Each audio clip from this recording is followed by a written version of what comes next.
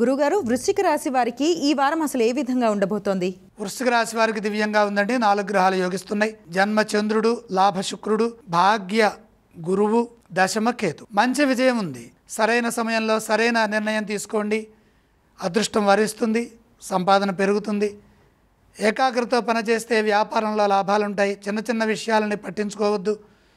మనసుకు చెడు ఆలోచనలు రాకుండా ఉత్సాహంగా ధైర్యంగా ఆలోచించండి. కుటుంబ సభ్యుల సూచనలు మేలు చేస్తాయి. ఉద్యోగంలో ఒత్తిడి కలగకుండా వ్యవహరించాలి.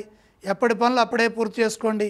అపార్థాలకు అవకాశం కల్పించకుండా స్పష్టంగా సున్నితంగా ముందుకు సాగండి.